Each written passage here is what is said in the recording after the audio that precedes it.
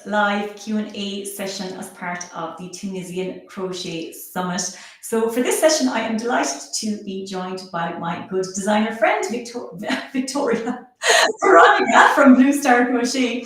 And I just want to point out, if you haven't already registered for the summit, there is still time to do so. So we have a little QR code up in the corner there, so you can scan that and you can still get access to all of today's classes and join us for the remaining lives as well. So Veronika, hello. We do know each other, I promise. Would you like to introduce yourself and tell us a little bit about your business and how you got started with Tunisian crochet and Tunisian designing and all that good stuff? So, hello everyone. I'm Veronika, the designer behind Blue Star Crochet, as you can see.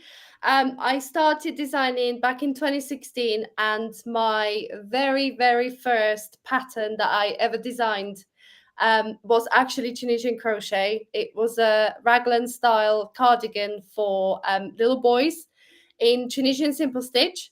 And I have actually sent a really ugly picture just laid out on the floor to the editor of Inside Crochet magazine, to say this is what I made. This is the cardigan that I made in Tunisian crochet, and I have no idea what possessed me to do that.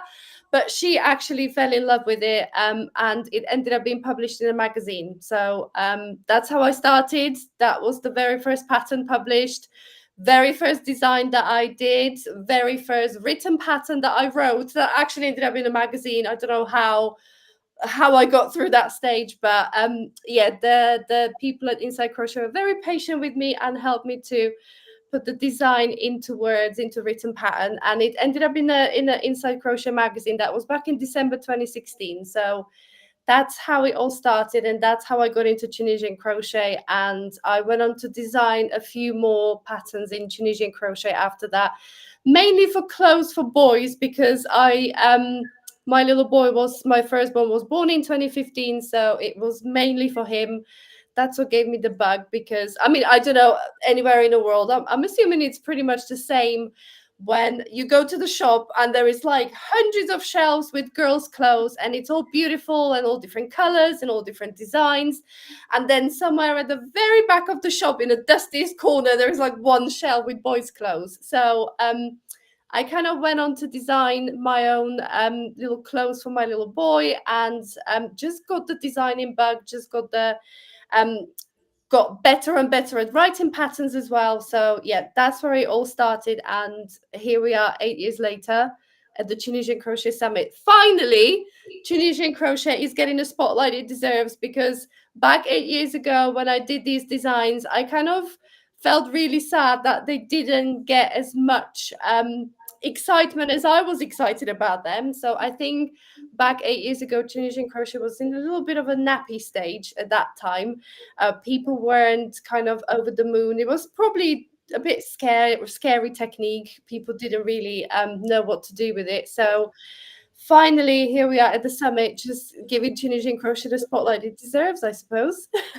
Oh my God, that is such a good story. So I did not know that your first design was a garment and a Tunisian crochet garment. It was Jacob's cardigan, and yeah, it was because I was experimenting. I was like exploring all different techniques, and I mean raglan style cardigans. I've made a few in standard crochet, but then I discovered Tunisian crochet, and I thought, oh my gosh, I've got these really cool stitches that look like they're knitted, but you don't have the scary hundreds of stitches, and if you drop one, then you're doomed, because that's my mistake. I say, oh, it's not the end of the world, you can pick it up. No, for me, it's the end of the world. If I drop a stitch in knitting, I'm like, this is done. Yeah, me too. I'm not good enough to pick up stitches in knitting, so. Yeah, so the Tunisian technique gave me that knit look that I wanted in the fabric, but it was so much easier because you only have to worry about the first stitch on your hook.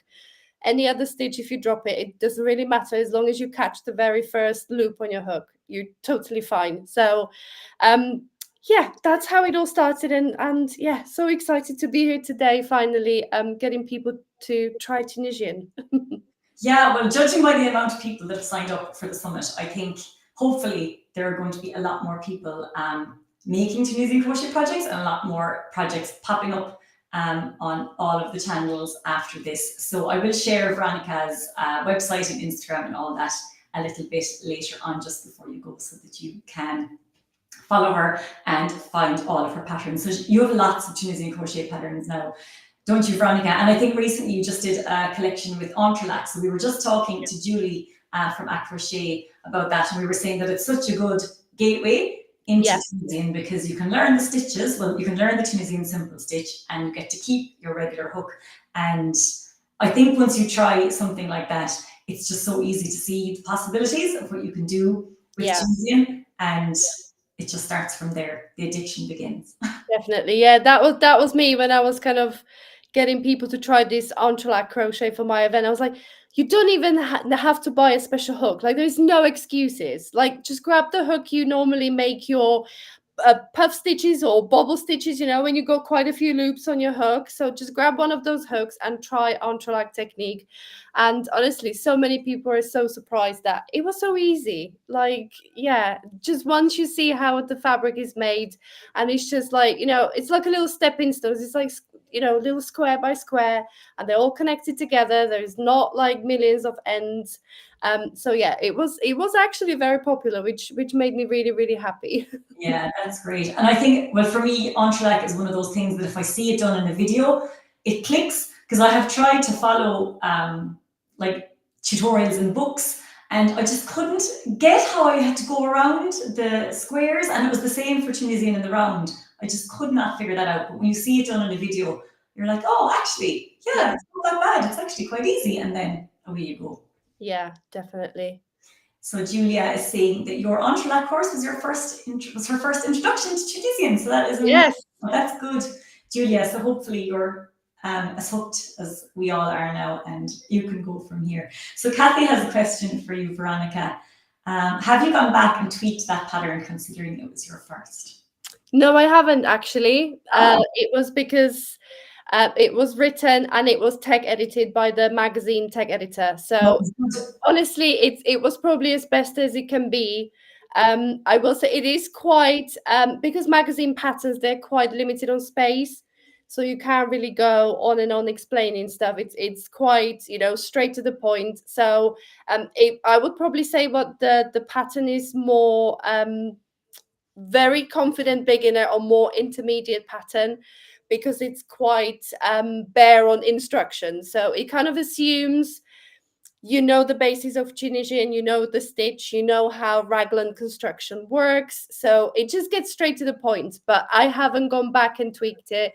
I might kind of, if there is enough interest, I might go back and do kind of a whole video tutorials around it just to get people making it. But it's as best as it could be at this point, but it's more intermediate pattern. So when you made it first, you obviously made it for your son, his size. So then did you have to grade it for the magazine? And was that your first experience writing a pattern for multiple sizes? Yeah, I didn't start like with the little coaster or something. No. I just went in all guns blazing. Yeah, I know most people are like, I made a dishcloth or a headband or something easy. No, not me. No, you just went head first in. That is a really good story. Okay, we have a question here, and I think this is going to touch on all of the stitches that you demonstrated in your class. So, is there such a thing as ribbing in Tunisian crochet? You could alternate the knit stitch and the purl stitch. So you would definitely get the look of the ribbing. I'm not quite sure it would translate as to the functionality of ribbing. I'm not quite sure it would be there as opposed to the knitting ribbon. If you go purl stitch, knit stitch in knitting, it kind of pulls it in a little bit, doesn't it? So you get that functionality of ribbon. If you want to pull in the cuffs or pull in the hem on your jumper, you would definitely get that pull in with knitting. In Tunisian crochet, if you alternate knit stitch and purl stitch, you will get the look, but I'm not quite sure about the functionality. I don't think you will get that kind of pulled in look. You could achieve it by going down a hook size, just to give it that pulled in look. But yeah, definitely you can give that a go. It'll just be a case of kind of trying to play around with it. Yeah, I think you're right. It depends what you want to achieve, isn't it? If it's at like the end of a sweater and you just need it straight down, Yep. it'll be fine. But yeah, you could go down to a much smaller hook, and Yeah. I wonder, would it have the same stretch that you get in knitting ribbing, or in crochet ribbing, like regular crochet, you can actually get it to be quite stretchy. It wouldn't have the same. Yeah. I mean, Tunisian crochet and stretch is kind of a funny thing, isn't it? It Yeah. stretches very well, kind of lengthwise, but widthwise, it doesn't stretch a lot. So the stretchiness with the ribbing, I don't think you would get the desired effect that people would be looking for with ribbing in knitting or even in standard crochet. Because you've got the return pass is very limited on stretch, isn't it? As we know, you can stretch it to a certain point, but if you're looking for that typical ribbing stretch and bounce back, I don't think that's going to work personally. That's why for my designs, for Tunisian garment designs, I always revert back to standard crochet when it comes to ribbon. Oh, do you? I was just going to ask you about that because I know you've done a lot of garments. So you'll do your ribbing with regular Yep. crochet. Do you do the ribbing after you finished like a Yeah. sweater or a cardigan, then you add the ribbing? Oh, that's I have done it both ways. I did ribbing afterwards, or I started with like a bottom hem for a jumper. Just go in single crochet back loops only, just work up as the width you need to, and then just pick up the loops around the edge stitches, the end stitch of each row. So I've done it both ways and it's fine both ways. But yeah, if you're looking for the standard ribbon functionality and kind of stretch and bounce back, the standard crochet ribbon is much better. Okay, oh, that's really interesting. That's good to know. So I do have a couple of questions that people had submitted before the summit. And if anyone who's with us live has a question for Veronika, please do go ahead and type it in whenever you want. So I just have a question here about the purl stitch. So she said, I have tried to do the purl stitch, but the bumps at the front are not even. Is there any way to make it look better? The purl stitch. It's practice and it's tension. I can't suggest anymore. You hold the loop down with your thumb when you're finishing the purl stitch. So make sure you hold it down evenly and try to, when you kind of grab in the loop with your thumb, make sure you leave in the same length of the yarn for each kind of loop around the bottom of the stitch. Because if you keep one kind of loose, it will be big. If you pull tighter on the next one, it will go small. And it's that alternating this larger loop with the smaller loop that it's going to make it look messy. I get it. I totally get it. I know Yeah, where me you're too. coming from. It's not the easiest to get right. It's okay to work, but it's not the easiest to keep the consistent tension and to make it look really uniform. So once you kind of, I think when you first start purl stitch, it's because it's such a different move for your hands, because the simple stitch and a knit stitch, you kind of go either through the loops or under the vertical bar, but the purl stitch, because you have to move the working yarn and hold it and then loop it round and keep hold of that little loop. I think that's where most people, because you probably concentrate so much as well, that you want to get it so right that it just, any little difference in that little loop, it's going to make it look messy. So all I can suggest is don't worry about the look for now. Just keep that practicing, get the motion going of kind of bringing the working yarn to the front and getting the purl stitch going. And once your hands kind of get that memory of how to work the stitch, then try to start concentrating on your tension and on, how getting it as neat as possible. But because it's such a different movement, I think that's where most people kind of go a bit wrong with the purl stitch. Yeah, because it is tricky. You have to hold the yarn, but then you have to do a yarn over and pull through with the same piece of yarn. So it is tricky. And one thing that I found helped me when I was practicing, because I have really struggled with this stitch too, is to use a smaller hook. So go down a hook size. And I know that's kind of the opposite advice that you usually give with Tunisian crochet. But Yeah. just for practicing, I just felt that having the smaller hook meant there was just less room for Okay. the yarn to be kind of doing its own thing, and Yeah. that I could control the size of those little bumps at the front Yeah. better. I'm actually working on the purl stitch blanket, so Oh, nice. this is going to be a bit washed out. Oh, it's really nice. So yeah, I'm making a baby blanket. Don't ask me why. I've just fancied making a baby blanket. Okay. No reason, no announcement to come. I've just had a bit of a, I don't know if the camera's going to pick it. So as you can see, you kind of you will get better at it. It's just a thing of practice with the purl stitch. Yeah. So definitely just keep going. Like I said, don't worry what it looks like at first. Just get that movement in your hands and the muscle memory in your hands. And then once you are comfortably kind of not fighting with the yarn, once you kind of comfortably go with the muscle memory of that stitch, then try to start concentrating on the tension and on getting the loops as neat as tidy as possible. Yeah, and the great thing about the purl stitch is once you get the hang of it, it doesn't curl. So it's really handy. So if you want to do an edge bottom of anything like a garment, you could do a few rows of purl or a blanket even, and it just stop all that curling. So it is a really good one to know.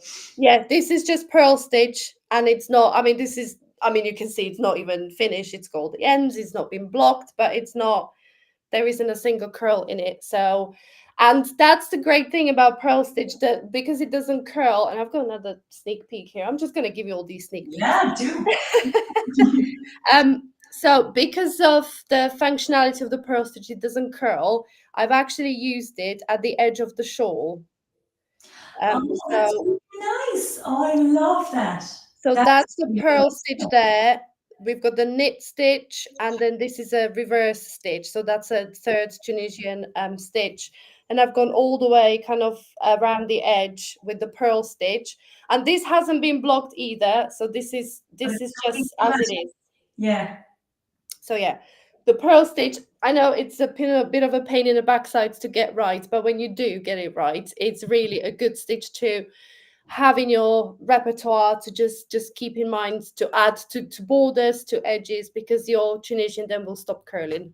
Yeah, that's really good. So talk to me about the reverse stitch, because it gives a look that's similar-ish to the purl stitch, but it's not exactly the same. And it's a bit easier, I think. I find it easier. Yes. Yeah. So that there is a way out of purl stitch. If you really, really struggle with purl stitch, you want to look up the Tunisian reverse stitch, which is these little diamonds there that I've created. And that's another great stitch. It's really easy. You keep your working yarn where it is, and the reverse stitch is basically just as if you were doing Tunisian simple stitch kind of under the vertical bar, but you go to the back of your work and pick up the vertical bar at the back of the stitch. So you're gonna be working on the reverse of your work. So you're gonna be looking to the back and picking up like a Tunisian simple stitch, but at the back of your work, really. So it is a great stitch. It does give you the kind of a look of the purl stitch. It's quite textured, and paired with the knit stitch, as you can see, you can create loads of different designs with it, because the two next to each other, they really set each other off. Like if you do a swatch in reverse stitch by itself, you're probably going to think, oh, this doesn't look like much. Yeah, it feels a bit messy, doesn't it, when you just do it on its own? Yeah. But when you put it next to the knit stitch, you could really see the difference in the textures, like the smooth texture and slightly textured stitch. And as you can see in a design together, it does work really well. I think the reverse stitch, you get kind of a wider bump at the front than you do with the purl stitch. But they're quite similar. I think you could probably switch between them if you had a preference for one. Yeah. Okay, so someone actually just asked a question about that, and she said you read my mind. That's wonderful. Okay, so let's get back to the questions that are popping up here. So when you come up with a new design, at what stage do you choose whether to use traditional or Tunisian crochet? Do you start with the stitch or with the item? That's a good question. Oh, that is a good question. But it varies quite a lot, I find. It's like, what came first, the chicken or the egg? I think that there's no definite answer to this. Sometimes you start with technique. Sometimes you start with the stitch. Like I find a stitch that I really, really like and want to use, and then I'm thinking, okay, what would this stitch look really good for? Is it more of a kind of dense stitch for blankets, or is it nice drapey stitch for a garment. Sometimes you even start with yarn, to be honest. Like if you grab a ball of yarn and you think, okay, this is definitely a perfect yarn for summer garment or something. So yeah, it really varies. I couldn't tell you like this is my meticulous process of how I go about designing stuff. It's sometimes you kind of feel like a Picasso. You just on a whim, you just kind of whip it up. Just there is no set of rules, or there's no kind of standard process of how you do things. It's very much, you know, crochet designers sometimes are like a bit of mad artists or mad scientists, you know, they kind of just go off on a whim and like, oh, I want to do this now, I want to try this, I want to do this technique or this stitch or that yarn. So yeah, I don't have a set process. Maybe some designers do, but I'm not one of them. I just go off on one and do what I fancy, really. Yeah, I think I'm kind of the same. Like Yeah, starting something, I have a vague picture in my head of how I might want it to look, or kind of yeah. the texture, the colors. But sometimes I would do a swatch in like a Oh regular yeah, Tunisian or a regular crochet pattern, and then maybe do a Tunisian one as well. Or sometimes I might just have it in my head that I want to make a Tunisian project, and yeah, then I start from there. So yeah, it is a bit like the yeah. thing, I and it mean, changes all the time. you would probably, I would have to say one thing that I would decide very, very early on in the process between traditional or Tunisian crochet, purely because of the different fabrics you can produce with the two types of crochet. So, you know, I wanted to make a Tunisian crochet shawl, but I wanted it to be really drapey and really, you know, light like this. I didn't want to be walking around with the cardboard around my neck. So I have decided for Tunisian crochet for that project. I knew I wanted to make Tunisian crochet shawl, and then that's where it kind of started. And that's when I went off with the shape, with the stitches, kind of, you know, place the stitches for their functions, like the purl stitch on the edges and the knit stitch in contrast to the reverse stitch. So I suppose in that case, it was definitely decided right off the mark that it was going to be a Tunisian crochet. Yeah. Do you find that you use lighter weight yarns when you're doing a Tunisian design versus regular crochet? Because I definitely do as well. Because I feel like with regular crochet, worsted seems to be the most popular weight, or one of the most commonly used weights. But when you try to translate that to Tunisian, it is just a little bit thick. Like it's good for a blanket, or if you wanted like a really warm cowl or something. But for a garment, I don't know. You could do it. Have you used worsted weight, or have you always kind of gone DK sport fingering? Do you know what? I'll be brutally honest with you. Like when I got into crochet, when people say the most popular weight of yarn is worsted weight, I was like, why? Yeah, It's so maybe thick. a Really? country thing, is it? Because in the Yeah. UK, DK is the So most popular, but in the US, I think maybe worsted is. Is that fair to yeah, say? I know. Like I get that for the speediness of the project. You know, Yeah. it does work up quicker. I get it, but then do I want to make a sweater in worsted fast and end up not wearing it? Or do I want to enjoy the process and make one in perhaps a fingering weight yarn and end up with a sweater that I actually will wear? So, yeah, I'm not a fan of worsted. I think DK is the max I would go to with Tunisian crochet. I really try to go as light as possible without totally putting people off of the project by choosing a really thin yarn. But yeah, I really do prefer fingering weight for Tunisian crochet in combination with hooks that are even 5.5, 6.5 millimeter hooks in Tunisian crochet, because the fabric you create, I mean, you can just see this is fingering weight and this is a 6 millimeter Tunisian crochet hook. So you can see what a difference the combination makes. I mean, you know, you would expect Tunisian to be really thick and dense and not have drape or movement at all, but you can just see from this fabric, it's really bouncy, it's really drapey. So when I did the presentation for our garment summit on Tunisian crochet garments, I just basically said the thinner you can go, the better. Don't be kind of put off by using thinner yarn, because the results are just incomparable. Mhm. And the thing is, just because you are using a very thin yarn, you're using quite a big hook. So it's Yeah, not necessarily going to be super slow. It's not going to take you forever. And it yeah, will just give you a much nicer drape and feel in the fabric. definitely. Yeah, yeah. So we have one more question here. What methods do you use to deal with the stitches that do curl? I actually have got an article on my blog about this, and off the top of my head, there is it depends. If you just use those stitches that actually do curl and no other stitches, your best bet is to go up a hook size if it really curls. So for your knit stitch, simple stitch, the rule of the thumb is to go 2 sizes larger than the recommended hook for the weight of yarn you're using as a starting point. So even before you get into swatching or doing anything, 2 sizes larger as a rule of thumb. And then if it still really curls, like you can't even uncurl it properly, go even bigger. Don't be kind of stuck in a mindset that, oh, it's a DK weight yarn, so I have to use a 4mm hook. You should start with a 6.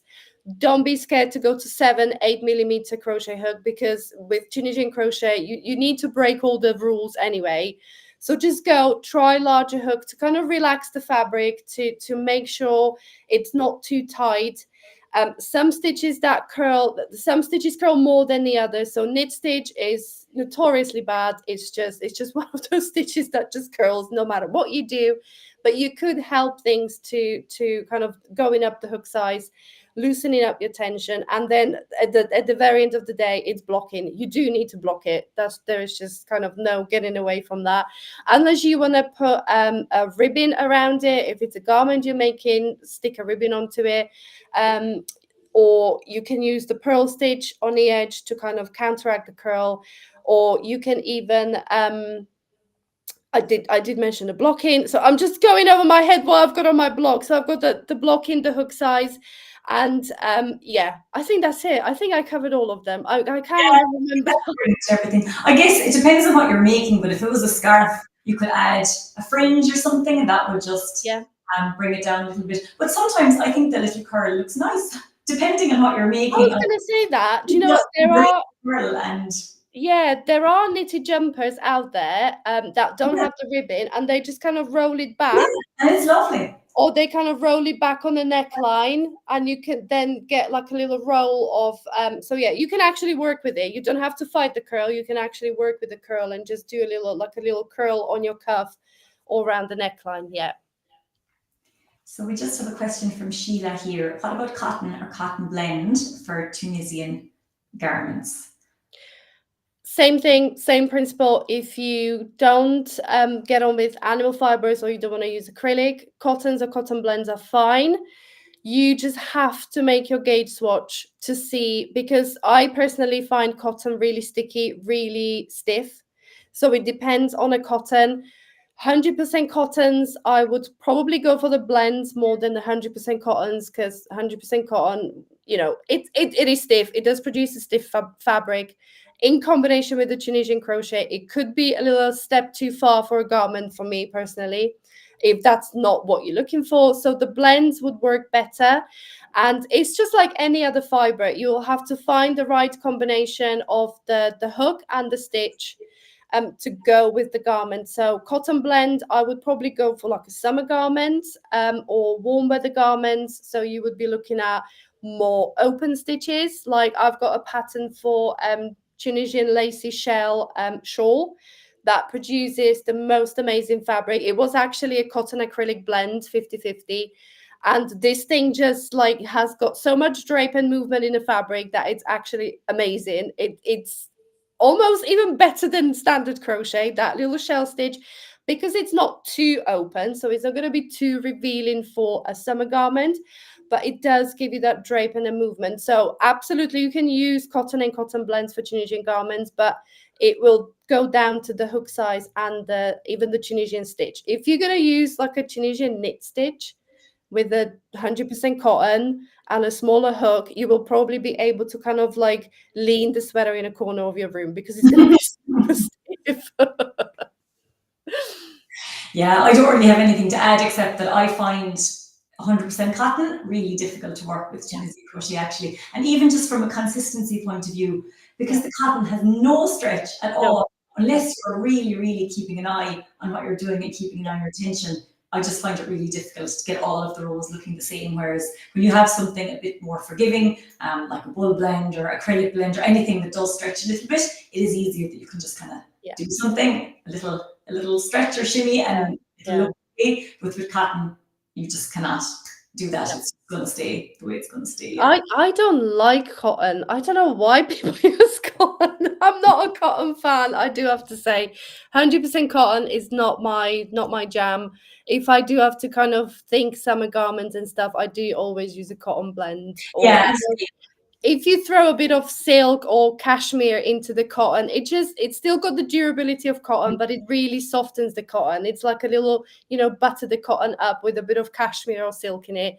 I know that's probably a different price point, but then you would probably rather invest a little bit more in a better yarn that's going to produce a garment that you're going to wear than stick to a cheap 100% cotton and make something that's just going to sit in your wardrobe. Yeah, absolutely. Okay, so Sheila, thank you so much. We're glad that was helpful. So I think we are going to start wrapping up now. So Veronika, I'm just going to go and grab the link to the VIP pass. So do you want to tell me where's the best place to find you and follow you and find your patterns? And I'll pop all those links in as well. So yeah, you can find me at bluestarcrochet.com. I think that's the easiest to remember, and go ahead, type into your browser, or I think Sarah popped it there in the comments as well. So yeah, bluestarcrochet.com, and if you look at the top right hand corner, all my links to socials are there, so you can find me on Instagram, Facebook, YouTube, TikTok, and I don't know, everywhere else that we are required to be just to get seen, I suppose. Yeah. And to be honest, best place to be is probably my crochet newsletter, my email newsletter. I kind of value my people on my newsletter so they get the best out of me, the best offers and deals and discount codes and access to freebies and exclusive first access to stuff, whatever is going on in the Blue Star Crochet HQ. So if you pop over to my blog, there is sign up forms all over the page. So if you scroll down to the bottom, or I think there is one in the sidebar as well. So pop your email address in there and I'll be in touch. Yeah, perfect. And also just to say, Veronika has contributed a beautiful entrelac pattern to the VIP pass. So if you do want to get your hands on that, it is still there, and the link is popped into the chat. And just to recap on the VIP pass, I know if you have been here for all of the lives, you have heard me say this before, but so we have 14 premium crochet patterns from all of our designers. We have lifetime access to all of the video classes that we presented yesterday and today. And there's also going to be lifetime access to all of the replays from these live Q&A sessions, as well as a Tunisian Crochet guidebook, which is a beautifully formatted ebook with lots of articles and step-by-step tutorials all about different Tunisian crochet topics. That's a really nice resource, I think, to have offline too. So that's it, I think. Veronika, thank you so much for joining us, and thank you to everyone who has been here live. So I'm going to go take a little break, and I will be back in just over 20 minutes with our final Q&A of the day, and we're going to be chatting all about Tunisian crochet lace. So I think that was a nice segue, talking about the garments and into the lace. Okay, everybody, thanks very much.